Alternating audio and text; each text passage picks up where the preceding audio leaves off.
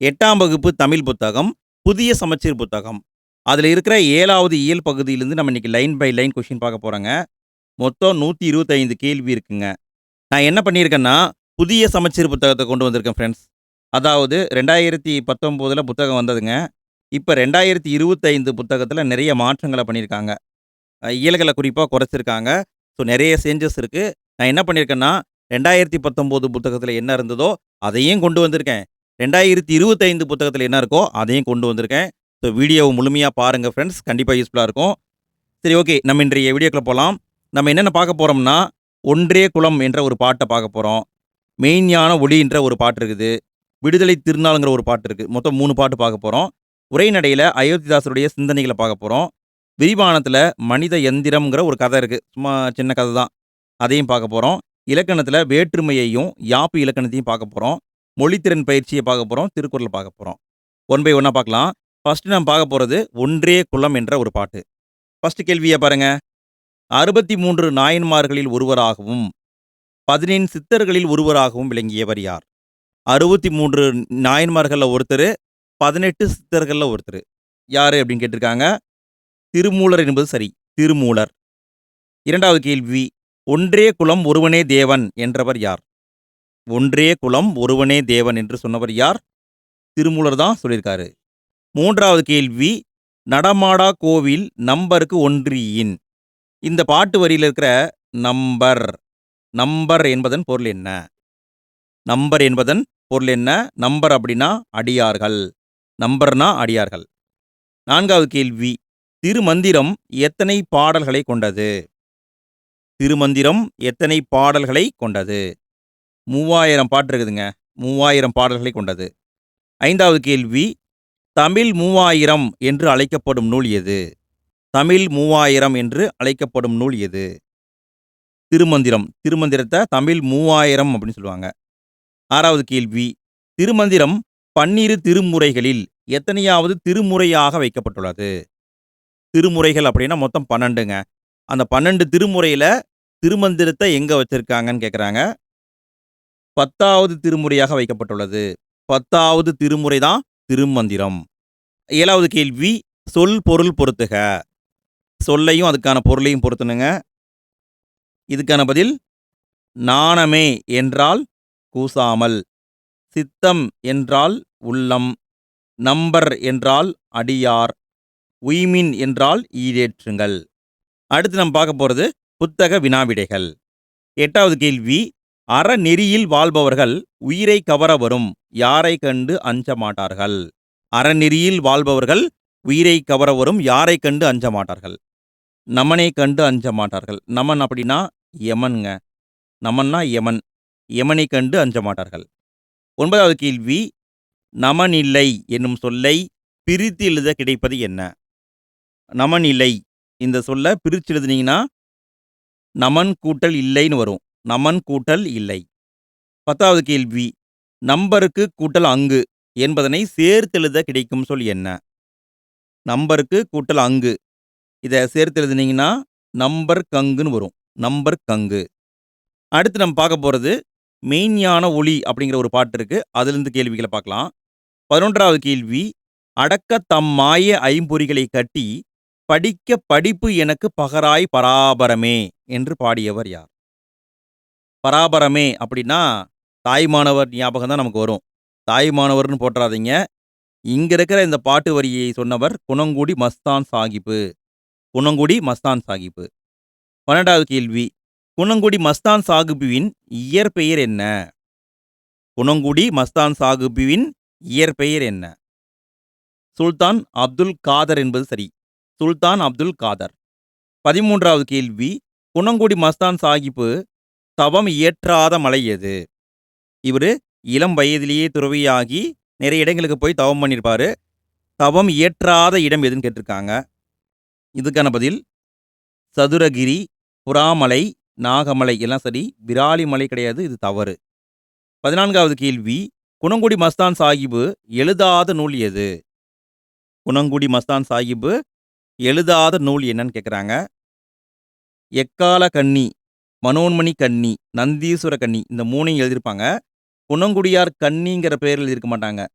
குணங்குடியார் பாடற் கோவைங்கிற பேர் எழுதியிருப்பாங்க. பாடற் கோவைன்னு வந்திருக்கணும். சரிங்களா? குணங்குடியார் பாடற் கோவைங்கிற நூல தான் அவர் எழுதியிருப்பாரு. அப்ப இது மட்டும் தான் தவறு. 15வது கேள்வி. சொல், பொருள் பொறுத்துக. சொல்லையும் அதுக்கான பொருளையும் பொறுத்துனுங்க. இதுக்கான பதில் பகராய் அப்படின்னா தருவாய். பராபரம் என்றால் மேலான பொருள். ஆனந்த வெள்ளம் என்றால் இன்பப்பெருக்கு. அறுத்தவருக்குன்னா நீக்கியவர்க்கு. அது கேள்வி. முரண்தொடை சொற்களை கண்டறிக. நல்லா கவனிங்க. முரண்தொடை சொற்களை கேட்குறாங்க. முரண்பட்ட சொற்கள் எது? அதை கண்டுபிடிக்கணும். விரும்பி, விரும்பாது இதான் முரண்தொடை சொற்கள். விரும்பி ஆப்போசிட்ல விரும்பாதுன்னு வருது. அடுத்து நம்ம பார்க்க போறது புத்தக வினா விடைகள். 17வது கேள்வி. ஞானியர் சிறந்த கருத்துக்களை மக்களிடம் டேஸ். இங்க என்ன வருங்க? ஞானியர் சிறந்த கருத்துக்களை மக்களிடம் பகர்ந்தனர் என்பது சரி. பகர்ந்தனர். 18வது கேள்வி. ஆனந்த வெள்ளம் என்னும் சொல்லை பிரித்தெழுத கிடைப்பது என்ன? ஆனந்த வெள்ளம். இத பிரிச்சு எழுதுனீங்கன்னா ஆனந்தம் கூட்டல் வெள்ளம்னு வரும். ஆனந்தம் கூட்டல் வெள்ளம். 19வது கேள்வி. உள் கூட்டல் இருக்கும் என்பதனை சேர்த்து எழுத கிடைக்கும் சொல் என்ன? உள் கூட்டல் இருக்கும். இத சேர்த்து எழுதுனீங்கன்னா உள்ளிருக்கும்னு வரும். உள்ளிருக்கும். அடுத்து நம்ம பார்க்க போறது விடுதலை திருநாள் அப்படிங்கிற ஒரு பாட்டு. இந்த பாட்ட நம்ம ஆல்ரெடி பார்த்துருக்கோம். வேற ஒரு இயல் பகுதியில இருக்குதுங்க. அங்கேயும் நம்ம பார்த்துருக்கோம். அதே கேள்விகள நம்ம இங்கேயும் பார்க்க போறோம். ஏன்னா ரிவிஷன் மாரி பார்க்க போறோம். ஒரு 10 கேள்வி இருக்குன்னு நெனைக்கிறேன். ஃபிரெண்ட்ஸ் இதே மாதிரி மற்ற இயல்களுக்கும் நம்ம வீடியோ போட்டிருக்கோம். அதுக்கான லிங்க் வந்து ஃபர்ஸ்ட் கமெண்ட்ல இருக்கு. கிளிக் பண்ணி பாருங்க. 6ஆம் வகுப்பு, 7ஆம் வகுப்பு, 8ஆம் வகுப்பு, 9, 10 எல்லாத்துக்கும் வீடியோ போட்டுட்டு இருக்கோம். தொடர்ந்து நம்ம வீடியோவ பார்த்து யூஸ் பண்ணிக்கோங்க. வீடியோ புடிச்சிருக்கு, யூஸ்ஃபுல்லா இருக்குன்னா மறக்காம லைக் போடுங்க ஃபிரெண்ட்ஸ். நீங்க போடுற ஒவ்வொரு லைக்கும் எனக்கு பூஸ்ட் அப்பா இருக்கு. அது மட்டும் இல்லாம வீடியோ பற்றிய கருத்துக்களையும் கமெண்ட்ல பதிவு பண்ணுங்க. அடுத்து நம்ம வந்து கேள்விகள பார்க்கலாம். 20வது கேள்வி. சுதந்திர நாளை சொந்தம் கொண்டாட தந்த பூமியை தமிழால் வணங்குவோம் என்று பாடியவர் யார்? சுதந்திர நாளை சொந்தம் கொண்டாட தந்த பூமியை தமிழால் வணங்குவோம் என்று பாடியவர் மீரா. மீரா தான் பாடியிருக்காருங்க.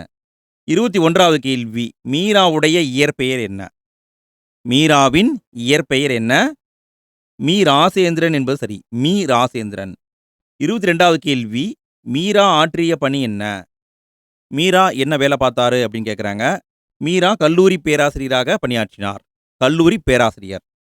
23வது கேள்வி. இதழ்களை பொறுத்துக. ஒவ்வொருத்தரும் ஒவ்வொரு இதழ்கள் நடத்தியிருக்காங்க. இத சரியா பொறுத்துனுங்க. இத வச்சும் எக்ஸாம்ல கேள்வி வரும். மீரா நடத்தியது அன்னம் விடு தூது. பாரதிதாசன் நடத்தியது குயில். சுப்பிர பாரதி மணியன் நடத்தியது கனவு. ராஜமார்த்தாண்டன் நடத்தியது கொல்லிப்பாவை. 24வது கேள்வி. மீரா எழுதாத நூல் எது? மீரா எழுதாத நூல் எதுன்னு கேட்டிருக்காங்க. ஊசிகள் சரி, குக்கூ சரி, பாய் இந்த பக்கம் சரி. 3ம் 7ம்னு வராது. 3ம் 6ம்னு வரும். சரிங்களா? 3ம் 6ம் என்பதுதான் சரி. அப்ப இதுதான் தப்பு. 25வது கேள்வி. சுதந்திர நாளை சொந்தம் கொண்டாட தந்த பூமியை தமிழால் வணங்குவோம் என்ற பாடல் இடம்பெற்ற நூல் எது? இந்த பாட்டு எந்த நூல்ல இடம்பெற்றிருக்குன்னு கேட்குறாங்க. கோடையும் வசந்தமும் அப்படிங்கிற நூல்ல இடம்பெற்றிருக்கு. கோடையும் வசந்தமும். 26வது கேள்வி. சொல் பொருள் பொறுத்துக. சொல்லையும் அதுக்கான பொருளையும் பொறுத்துனுங்க. இதுக்கான பதில் சீவன் அப்படின்னா உயிர். வையம் என்றால் உலகம். சபதம் என்றால் சூளுரை. மோகித்து என்றால் விரும்பி. அடுத்து நாம் பார்க்க போறது புத்தக வினாவிடைகள். 27வது கேள்வி. வானில் முழு நிலவு அழகாக டேஸ் அளித்தது. வானில் முழு நிலவு அழகாக தரிசனம் அளித்தது. 28வது கேள்வி. இந்த டேஸ் முழுவதும் போற்றும்படி வாழ்வதே சிறந்த வாழ்வு. இந்த வையம், வையம்னா உலகம். வையம் முழுவதும் போற்றும்படி வாழ்வதே சிறந்த வாழ்வு. 29வது கேள்வி. சீவன் இல்லாமல் என்னும் சொல்லை பிரித்தெழுத கிடைப்பது என்ன? சீவன் இல்லாமல். இத பிரிச்சு எழுதுனீங்கன்னா சீவன் கூட்டல் இல்லாமல் வரும். 30வது கேள்வி. விலங்கொடித்து என்னும் சொல்லை பிரித்தெழுத கிடைப்பது என்ன? விலங்கொடித்து. இத பிரிச்சு எழுதுனீங்கன்னா விலங்கு கூட்டல் ஒடித்துன்னு வரும். விலங்கு கூட்டல் ஒடித்து. 31வது கேள்வி. காட்டை கூட்டல் எரித்து என்பதனை சேர்த்து எழுத கிடைக்கும் சொல் என்ன? காட்டை கூட்டல் எரித்து. இத சேர்த்து எழுதுனீங்கன்னா காட்டை எரித்துன்னு வரும். காட்டை எரித்து. 32வது கேள்வி. இதம் கூட்டல் தரும் என்பதனை சேர்த்து எழுத கிடைக்கும் சொல் என்ன? இதம் கூட்டல் தரும். சேர்த்து எழுதுனீங்கன்னா இதன் தருண் வரும். இதன் தரும். அடுத்து நம்ம பார்க்க போறது உரைநடை.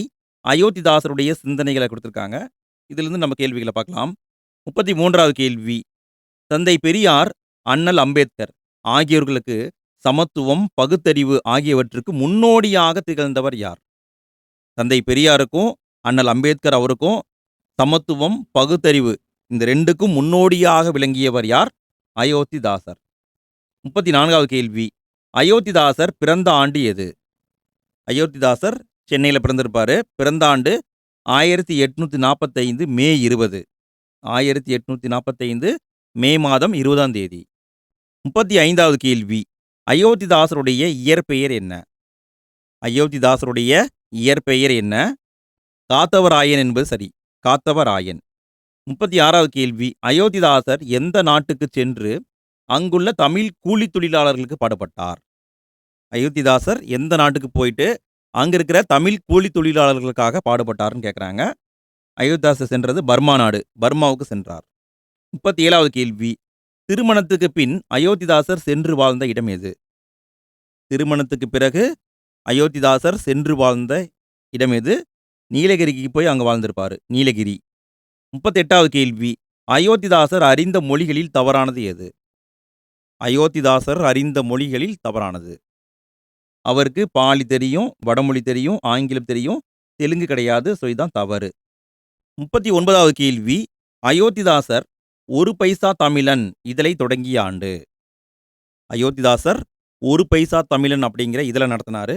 அதை எப்ப தொடங்குனாருன்னு கேட்குறாங்க. 1907ல தொடங்கியிருப்பாரு. 1907. பழைய சமச்சீர் புத்தகத்துல 1906/1907ல தொடங்குனாருன்னு சொல்லியிருப்பாங்க. நான் இத எப்படி ஞாபகம் வச்சுட்டேன்னா 1906, 1907ன்னு ஞாபகம் வச்சுட்டேன். நீங்களும் இப்படியே ஞாபகம் வச்சுக்கோங்க. சரிங்களா? 1906, 1907 இப்படி ஞாபகம் வச்சுட்டீங்கன்னா ரொம்ப ஈஸியா இருக்கும். 40வது கேள்வி. அயோத்திதாசர் நடத்திய ஒரு பைசா தமிழன் என்பது டேஸ் இதழ்? அயோத்திதாசர் நடத்திய ஒரு பைசா தமிழன் என்பது எந்த வகையான இதழ்? இது வந்து வார இதழ்ங்க. ஃப்ரெண்ட்ஸ், நான் இங்க ஒரு கேள்வி கேட்கிறேன். இதுக்கான பதில நீங்க தான் கமெண்ட்ல பதிவு பண்ணணும். அயோத்திதாசர் நடத்தியது வந்து வார இதழ். வாரத்துல ஒரு முறை மட்டும் தான் வரும். அது எந்த கிழமை வரும் அப்படிங்கிறது உங்களுக்கான கேள்வி. இதுக்கான பதில் வந்து பழைய சமச்சீர் புத்தகத்துல இருக்கு. எந்த தினத்துல வரும்? அது எத்தனை பக்கங்களோட வந்தது? அதனுடைய விலை என்ன? இது எல்லாத்தையும் டீட்டெயிலா குடுத்திருப்பாங்க. தெரிஞ்சவங்க கமெண்ட்ல பதிவு பண்ணுங்க. எத்தனை பேர் கரெக்டான ஆன்சர் போடுறீங்கன்னு பார்க்கலாம். அடுத்து 41வது கேள்வி.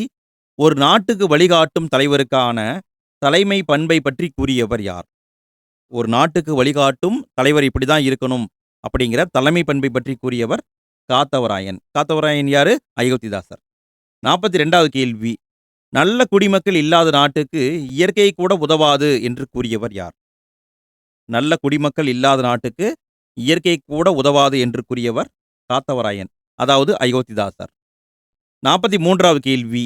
நல்ல குடிமக்கள் இல்லாத நாட்டுக்கு இயற்கை கூட உதவாது என்பதை எதன் மூலம் அயோத்திதாசர் குறிப்பிடுகிறார்? அயோத்திதாசர் எதன் மூலமாக குறிப்பிடுறாருன்னு கேட்குறாங்க. மழை பெய்தல் மூலமாக குறிப்பிடுறாரு. 44வது கேள்வி. அயோத்திதாசர் பதிப்பித்த நூல்களுள் தவறானது எது? அயோத்திதாசர் பதிப்பித்த நூல்களுள் தவறானது. போகர் 700, அகத்தியர் 200, பாலவாகடம் சரி. இங்க வந்து எழுத்து பிழை இருக்குங்க. என்ன வந்திருக்கணும்னா சிமிட்டுன்னு வந்திருக்கணும். சிமிட்டு ரத்தின சுருக்கம். நிமிட்டு கிடையாது, சிமிட்டு. சரிங்களா? அதனால இதுதான் தவறு. 45வது கேள்வி. பெரியாரின் பகுத்தறிவு பிரச்சாரத்திற்கும் சீர்திருத்த கருத்துக்களுக்கும் முன்னோடிகளாக திகழ்ந்தவர்கள் யார்? பெரியாரின் பகுத்தறிவு பிரச்சாரத்திற்கும் சீர்திருத்த கருத்துக்களுக்கும் முன்னோடிகளாக திகழ்ந்தவர்கள் 2 பேர். ஒருத்தர் தங்கவயல் அப்பாதுரை, இன்னொருத்தர் வந்து காத்தவராயன். 46வது கேள்வி. அயோத்திதாசருடைய சிறப்பு பெயர் என்ன? அயோத்திதாசருடைய சிறப்பு பெயர் என்ன? பண்டிதமணின்னு சொல்லுவாங்க. பண்டிதமணி. புக்லயே போட்டிருப்பாங்க. பண்டிதமணி அயோத்திதாசர்னு போட்டிருப்பாங்க. 47வது கேள்வி. அயோத்திதாசர் திராவிட மகாஜன சங்கம் என்னும் அமைப்பை தோற்றுவித்த ஆண்டு எது? அயோத்திதாசர் திராவிட மகாஜன சங்கம் அப்படிங்கிற அமைப்பை உருவாக்கினாரு. அந்த அமைப்பை உருவாக்கிய ஆண்டு 1892. 48வது கேள்வி. மக்கள் வாழ்க்கையில் மாற்றம் உண்டானால் ஒழிய நாடு முன்னேற முடியாது என்று கூறியவர் யார்? மக்கள் வாழ்க்கையில் மாற்றம் உண்டானால் ஒழிய நாடு முன்னேற முடியாது என்று சொன்னவரும் காத்தவராயன் தான். 49வது கேள்வி. அயோத்திதாசர் எழுதிய நூல்களுள் சரியானது எது? அயோத்திதாசர் எழுதிய நூல்களுள் சரியானது புத்தரது ஆதிவேதம், இந்திரர் தேச சரித்திரம், விவாக விளக்கம், புத்தர் சரித்திரப்பா. அனைத்தும் சரிங்க. அனைத்தையும் எழுதியவர் அயோத்திதாசர். 50வது கேள்வி. அயோத்திதாசர் யாரின் படைப்புகளுக்கு பௌத்த கோட்பாடுகளின் அடிப்படையில் புதிய விளக்கங்களை எழுதியுள்ளார்? அயோத்திதாசர் யாருடைய படைப்புகளுக்கு பௌத்த கோட்பாடுகளுடைய அடிப்படையில் விளக்கங்கள் எழுதியிருக்காரு? திருவள்ளுவர், ஔவையார் என்பது சரி. திருவள்ளுவர், ஔவையார் இவங்களுடைய படைப்புகளுக்கு பௌத்த கோட்பாட்டில் என்ன சொல்லியிருக்காங்களோ அதை வச்சு விளக்கம் கொடுத்திருக்காரு. அடுத்து நம்ம பார்க்க போறது புத்தக வினாவிடைகள். 51வது கேள்வி. அயோத்திதாசர் டேஸ் சமூக சீர்திருத்தத்தின் தந்தை என போற்றப்படுகிறார்? அயோத்திதாசர் தென்னிந்திய சமூக சீர்திருத்தத்தின் தந்தை என்று போற்றப்படுகிறார். தென்னிந்திய சமூக சீர்திருத்தத்தின் தந்தை. 52வது கேள்வி. அயோத்திதாசர் நடத்திய இதழ் என்ன? அயோத்திதாசர் நடத்திய இதழ் ஒரு பைசா தமிழன். 53வது கேள்வி. கல்வியோடு எதை கற்க வேண்டும் என்பது அயோத்திதாசரின் கருத்து? கல்வியோடு கைத்தொழிலும் கற்க வேண்டும் என்பது அயோத்திதாசருடைய கருத்து. 54வது கேள்வி. அயோத்திதாசருடைய புதுமையான சிந்தனைகளுக்கு அடித்தளமாக அமைந்தது அவருடைய டேஸ்? அயோத்திதாசருடைய புதுமையான சிந்தனைகளுக்கு அடித்தளமாக அமைந்தது அவருடைய ஆழ்ந்த படிப்பு. 55வது கேள்வி. மக்களின் ஒழுக்கத்துடன் தொடர்புடையது எது? மக்களின் ஒழுக்கத்துடன் தொடர்புடையது மலை. மலையை தான் அயோத்திதாசர் சொல்லியிருப்பாங்க. அடுத்து நான் பார்க்க போகிறது விரிவானம். மனித எந்திரம் அப்படிங்கிற ஒரு கதையை கொடுத்துருப்பாங்க. கதையிலிருந்தெல்லாம் கேள்வி வராதுங்க. பட் அந்த கதையை எழுதிய ஆசிரியர் குறிப்பு, நூல் குறிப்பிலிருந்து கேள்வி வரும். 56வது கேள்வி. சொல் பொருள் பொறுத்துக. இதுக்கான பதில் விகசிக்க என்றால் மலர்தல், வினயமாக என்றால் பணிவாக, மேடோவர் அப்படின்னா அடமானம், வைபவங்கள் என்றால் பெருமைகள். 57வது கேள்வி. சிறுகதை மன்னன் என போற்றப்படுபவர் யார்? சிறுகதை மன்னன் என போற்றப்படுபவர் புதுமை பித்தன். புதுமை பித்தன். 58வது கேள்வி. புதுமை பித்தனின் இயற்பெயர் என்ன? புதுமை பித்தனின் இயற்பெயர் சோ விருத்தாச்சலம். புதுமை பித்தனின் இயற்பெயர் சோ விருத்தாச்சலம். 59வது கேள்வி. புதுமை பித்தனின் நூல்களில் தவறானது எது? புதுமை பித்தன் எழுதிய நூல்களில் தவறானது எதுன்னு கேட்குறாங்க. கடவுளும் கந்தசாமி பிள்ளையும், சாப விமோசனம், பொன்னகரம் சரி, ஒரு இரவு கழிந்ததுன்னு வரக்கூடாது, ஒரு நாள் கழிந்ததுன்னு வரணும். அதனால் இதுதான் தவறு. ஒரு நாள் கழிந்தது. 60வது கேள்வி. மனித யந்திரம் எனும் கதை இடம்பெற்ற நூல் எது? மனித யந்திரம் என்ற கதை இடம்பெற்ற நூல் புதுமை பித்தன் சிறுகதைகள். அடுத்து நாம் பார்க்க போகிறது இலக்கணம். இலக்கணத்தில் வேற்றுமையை பார்க்க போகிறோம். 61வது கேள்வி. பெயர் சொல்லின் பொருளை வேறுபடுத்த இணைக்கப்படும் டேஸ் சொற்களே வேற்றுமை உருபுகள் ஆகும்? பெயர் சொல்லுடைய பொருளை வேறுபடுத்த இணைக்கப்படும் எந்த சொற்கள் வேற்றுமை உருபுகள்? இதுக்கான பதில் இடைச்சொற்கள். பெயர் சொல்லின் பொருளை வேறுபடுத்த இணைக்கப்படும் இடைச்சொற்கள் தான் வேற்றுமை உருபுகள். 62வது கேள்வி. சில இடங்களில் உறுப்புகளுக்கு பதிலாக முழு சொற்களே வேற்றுமை உருபாக வரும். அவ்வாறு வருவதை டேஸ் என்பர்? சில இடங்களில் இந்த வேற்றுமை உருபு இருக்குது பார்த்தீங்களா, உருபு வராமல் முழுமையான வார்த்தையே வரும். அப்படி வந்தால் அதை சொல் உருபுகள்னு சொல்லுவாங்க. சொல் உருபுகள். 63வது கேள்வி. வேற்றுமை உருபுகள் இடம்பெற வேண்டிய இடத்தில் அஃது இடம்பெறாமல் மறைந்திருந்து பொருள் தந்தால் அதை டேஸ் என்பர்? வேற்றுமை உருபுகள் இடம்பெற வேண்டிய இடத்துல அது இருக்கு, ஆனால் மறைந்திருக்கு. அப்படி இருந்தால் அதை வேற்றுமை தொகைகள்னு சொல்லுவாங்க. தொகை என்றால் மறைதல் அர்த்தம். வேற்றுமை தொகைகள் சொல்லுவாங்க. 64வது கேள்வி. வேற்றுமை எத்தனை வகைப்படும்? வேற்றுமை 8 வகைப்படுங்க. 8 வகை இருக்கு. 65வது கேள்வி. உருபு இல்லாத வேற்றுமைகள் என்னென்ன? உருபு இல்லாத வேற்றுமைகள் 1வது வேற்றுமை, 8வது வேற்றுமை இரண்டுக்குமே உருபு இல்லை. 1வது வேற்றுமை, 8வது வேற்றுமை இரண்டுக்குமே உருபு இல்லை. 66வது கேள்வி. எழுவாய் வேற்றுமை என அழைக்கப்படுவது எது? எழுவாய் வேற்றுமை என அழைக்கப்படுவது முதல் வேற்றுமை. நல்லா கவனிங்க. முதல் வேற்றுமையை எழுவாய் வேற்றுமைன்னு சொல்லுவாங்க. 67வது கேள்வி. பாவை வந்தால் இதில் வந்துள்ள வேற்றுமை என்ன? பாவை வந்தால்னு சொல்கிறாங்க. இதில் என்ன வேற்றுமை வந்திருக்குங்க? இதில் முதல் வேற்றுமை வந்திருக்கு. இது எழுவாய் வேற்றுமை. எழுவாய் மட்டும்தான் இருக்கு. 68வது கேள்வி. ஒரு பெயரை செய்யப்படு பொருளாக வேறுபடுத்தி காட்டும் வேற்றுமை என்ன? ஒரு பெயரை செய்யப்படு பொருளாக வேறுபடுத்தி காட்டும் வேற்றுமை இரண்டாவது வேற்றுமை. 69வது கேள்வி. செய்யப்படு பொருள் வேற்றுமை என அழைக்கப்படுவது எது? செய்யப்படு பொருள் வேற்றுமை என அழைக்கப்படுவது இரண்டாம் வேற்றுமை. முதல் வேற்றுமை எழுவாய் வேற்றுமை. இரண்டாவது வேற்றுமை செய்யப்படு பொருள் வேற்றுமை. 70வது கேள்வி. இரண்டாம் வேற்றுமை எத்தனை வகையான பொருளில் வரும்? இரண்டாம் வேற்றுமை 6 வகையான பொருள்ல வருங்க. 6 வகையான பொருள்களில் வரும். 71வது கேள்வி. இரண்டாம் வேற்றுமையில் பொருந்தாதது எது? இரண்டாம் வேற்றுமையில் பொருந்தாதது எது? இரண்டாம் வேற்றுமை உருபு என்னன்னு உங்களுக்கு தெரியணும். இரண்டாம் வேற்றுமை உருபு ஐ. அத வச்சு இங்க கண்டுபிடிங்க பார்க்கலாம். கபிலர் பரணரை புகழ்ந்தார். ஐ வந்திருக்கு. கோவலன் மதுரையை அடைந்தான். ஐ வந்திருக்கு. தமிழ் நமக்கு உயிரை போன்றது வந்திருக்கு. புகை மனிதனுக்கு கூ என்பது 4ஆம் வேற்றுமை. இதுதான் தப்பு. புகை மனிதனுக்கு பகை என்பது 4வது வேற்றுமை. இதுதான் தவறு. 72வது கேள்வி. இரண்டாம் வேற்றுமை வரும் பொருளில் சரியானது. இரண்டாம் வேற்றுமை 6 வகையான பொருள்ல வரும்னு பார்த்தோமா? என்னென்ன வகைன்னு பார்த்தீங்கன்னா, ஆக்கல், அழித்தல், நீக்கல், உடைமை, அடைதல், ஒத்தல். அனைத்தும் சரிங்க. அனைத்தும் சரி என்பது ஆன்சர். 6 வகையான பொருள்ல வரும். 73வது கேள்வி. மூன்றாம் வேற்றுமை உருபுகளில் பொருந்தாதது. இரண்டாம் வேற்றுமை உருபு ஐன்னு பார்த்தோம். மூன்றாம் வேற்றுமை உருபு என்னென்னங்க? ஆள் வரும், ஆண் வரும், ஓடு வரும், அல் வராது, ஒடு அப்படிங்கிறது தான் வரணும். சரிங்களா? அப்ப இதுதான் தவறு. 74வது கேள்வி. கருவி பொருள், கருத்தா பொருள் ஆகியவற்றில் வருவது. எந்த வேற்றுமையில கருவி பொருளும் வரும், கருத்தா பொருளும் வரும் கேட்குறாங்க. மூன்றாம் வேற்றுமை. மூன்றாம் வேற்றுமையில தான் கருவி பொருளும் வரும், கருத்தா பொருளும் வரும். 75வது கேள்வி. கரிகாலனால் கல்லணை கட்டப்பட்டது. எவ்வகை மூன்றாம் வேற்றுமை? மூன்றாம் வேற்றுமை இது. இது எவ்வகையான மூன்றாம் வேற்றுமைன்னு கேட்குறாங்க. ஏவுதல் கருத்தா என்பது சரி. ஏவுதல் கருத்தா. 76வது கேள்வி. சேக்கிழாரால் பெரிய புராணம் இயற்றப்பட்டது. எவ்வகை மூன்றாம் வேற்றுமை? இது மூன்றாம் வேற்றுமை தான். எவ்வகையான மூன்றாம் வேற்றுமைன்னு கேட்குறாங்க. இயற்றுதல் கருத்தா. இயற்றுதல் கருத்தா. 77வது கேள்வி. டேஸ் என்னும் மூன்றாம் வேற்றுமை உருபு பெரும்பாலும் செய்யுள் வழக்கில் இடம்பெறும். மேக்சிமம் பார்த்தீங்கன்னா செய்யுள்ல மட்டும்தான் இருக்கும்.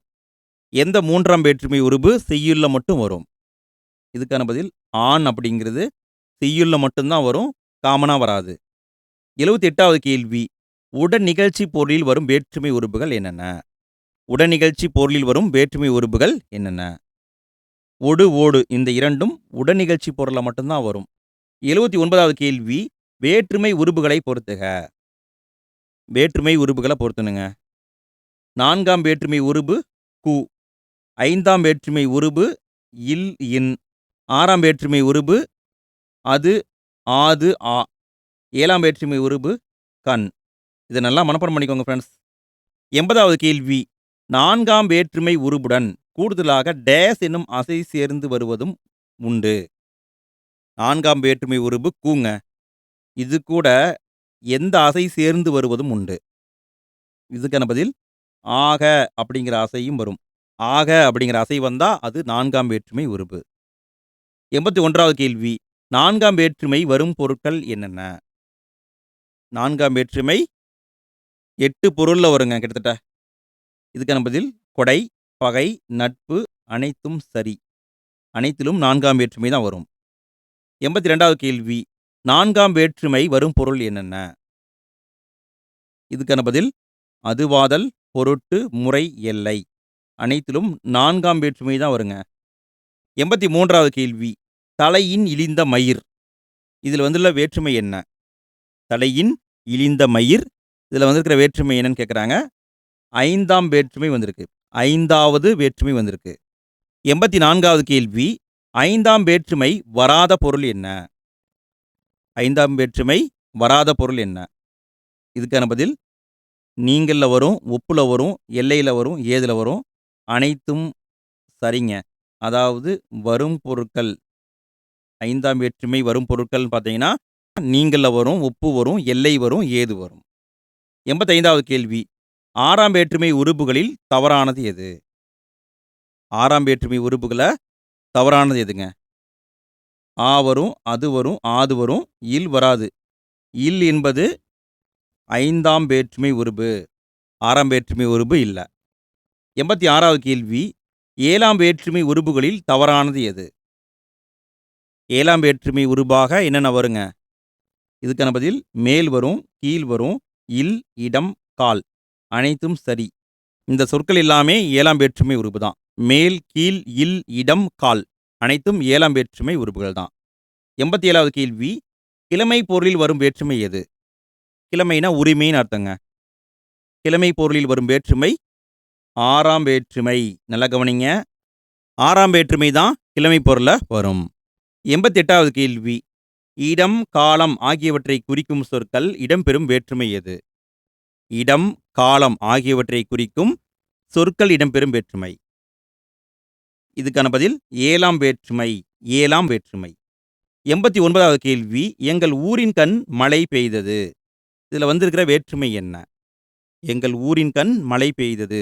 இதுல வந்திருக்கிறது 7ஆம் வேற்றுமை. இடத்தை குறிக்குது. இடம் அப்படின்னாவே அது 7ஆம் வேற்றுமை தான். 90வது கேள்வி.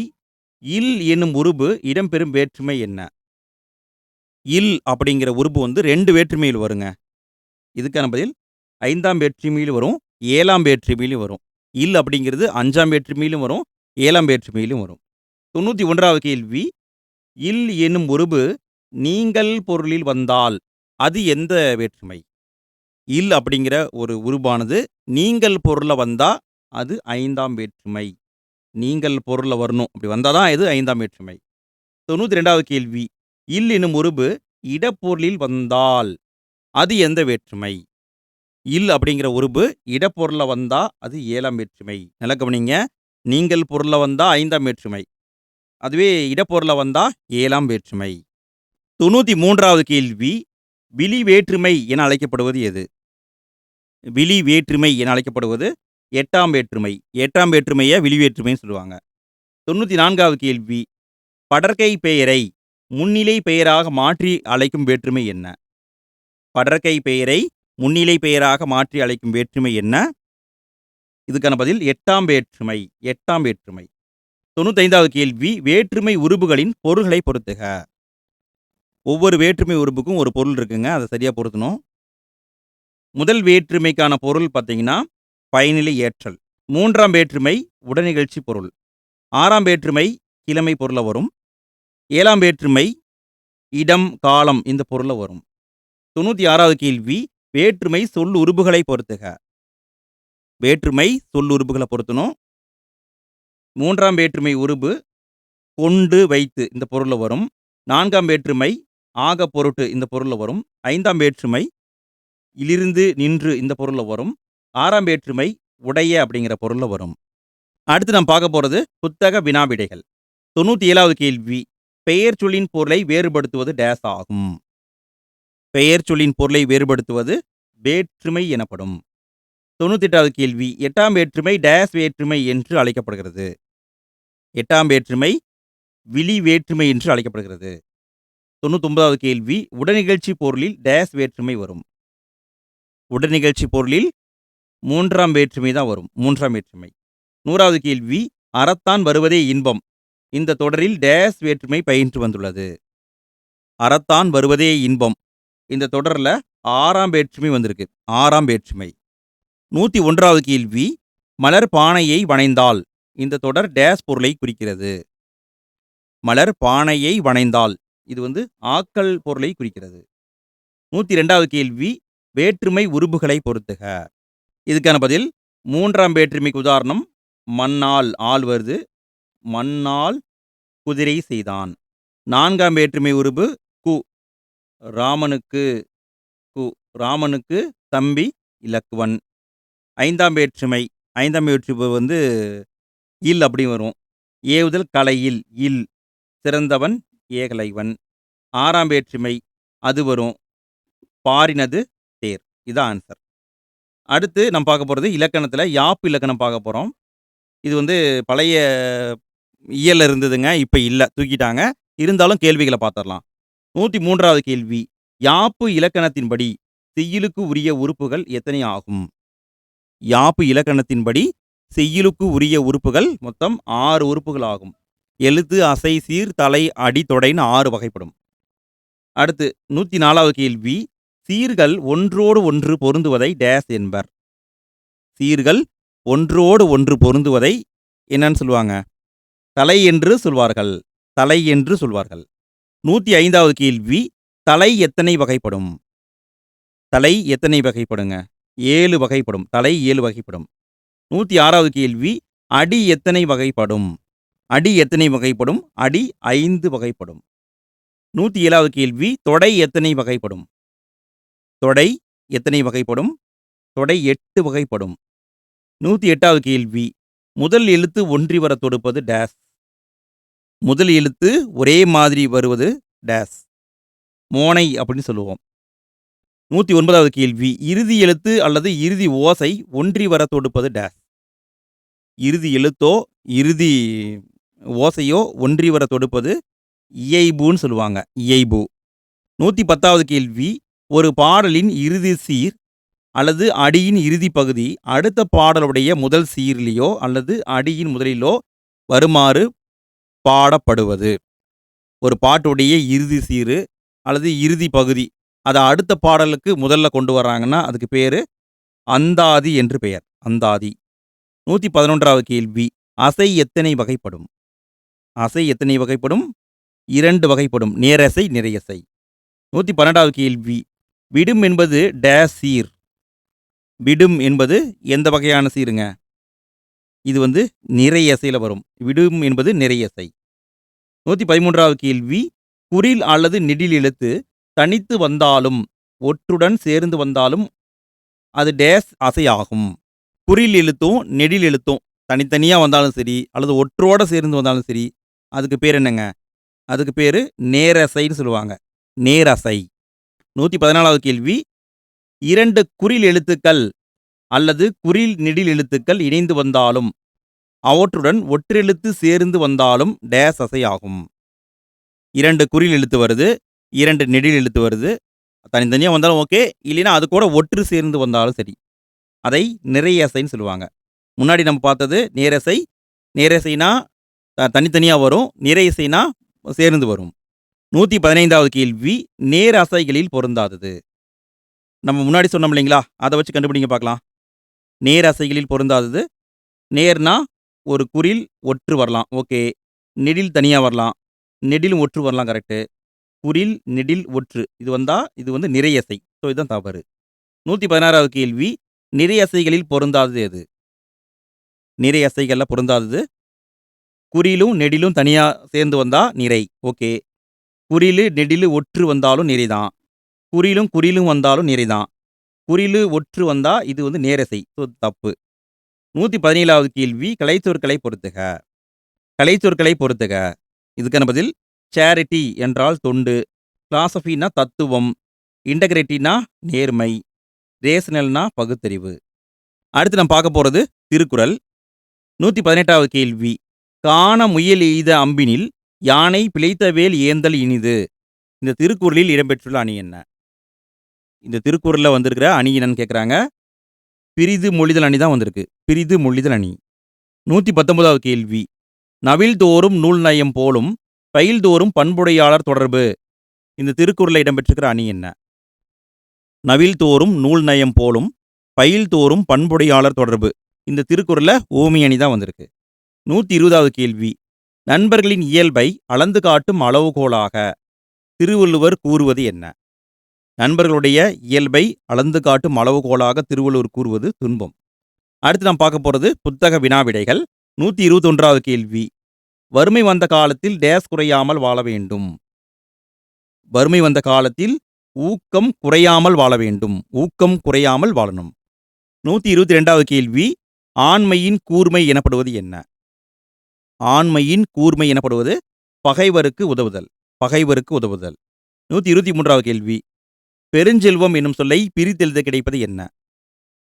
பெருஞ்செல்வம் என்ற சொல்லை பிரித்தெழுத கிடைப்பது பெருமை கூட்டல் செல்வம். 124வது கேள்வி. ஊராண்மை என்னும் சொல்லை பிரித்தெழுத கிடைப்பது என்ன? ஊராண்மை என்னும் சொல்லை பிரித்தெழுத கிடைப்பது ஊர் கூட்டல் ஆண்மை. 125வது கேள்வி. திரிந்து கூட்டல் அற்று என்பதனை சேர்த்தெழுத கிடைக்கும் சொல் என்ன? திரிந்து கூட்டல் அற்று திரிந்தற்றுன்னு வரும். திரிந்தற்று. 126வது கேள்வி. திருவள்ளுவர் கூற்றின்படி பயனின்றி அழிவது என்ன? திருவள்ளுவர் கூற்றின்படி பயனின்றி அழிவது நற்பண்பில்லாதவன் பெற்ற பெருஞ்செல்வம். நற்பண்பில்லாதவன் பெற்ற பெருஞ்செல்வம். 127வது கேள்வி கடைசி கேள்விங்க. இதோட வீடியோ முடியுது, பொறுத்துக்க. இதுக்கான பதில் நட்பு என்பது சிரித்து மகிழ மட்டுமன்று. பெருமையை அளிப்பது குன்றி மணியளவு தவறு. பணிவு கொள்ளும் காலம் என்பது செல்வம் மிகுந்த காலம். இன்பம் தருவது பண்புடையவர் நட்பு. அவ்வளோதான் ஃப்ரெண்ட்ஸ், நம்ம இந்த இயலை சிறப்பாக முடிச்சிட்டோம். இதே வீடியோவை இன்னும் 2-3 முறை போட்டு கேட்டிங்கன்னா போதும், மனசில் அப்படியே தங்கிரும். எக்ஸாமில் ஈஸியாக ஆன்சர் போட்டுடலாம். இதே மாதிரி மற்ற பாடங்களுக்கு வீடியோ போட்டிருக்கோம் ஃப்ரெண்ட்ஸ். அதுக்கான லிங்க் ஃபஸ்ட்டு கமெண்ட்டில் இருக்குது, கிளிக் பண்ணி பாருங்கள். எண்டு ஸ்க்ரீனில் கூட கொடுக்குறேன், கிளிக் பண்ணி பாருங்கள். ஃப்ரெண்ட்ஸ், வீடியோ பிடிச்சிருந்தா லைக் போடுங்க. வீடியோ பற்றிய கருத்துக்களை கமெண்ட்டில் பதிவு பண்ணுங்கள். உங்கள் ஃப்ரெண்ட்ஸ்க்கு ஷேர் பண்ணுங்கள். இன்றைய நாள் இனிய நாளாக அமைய வாழ்த்துக்கள். அடுத்த வீடியோவில் மீண்டும் சந்திப்போம். அனைவருக்கும் நன்றி.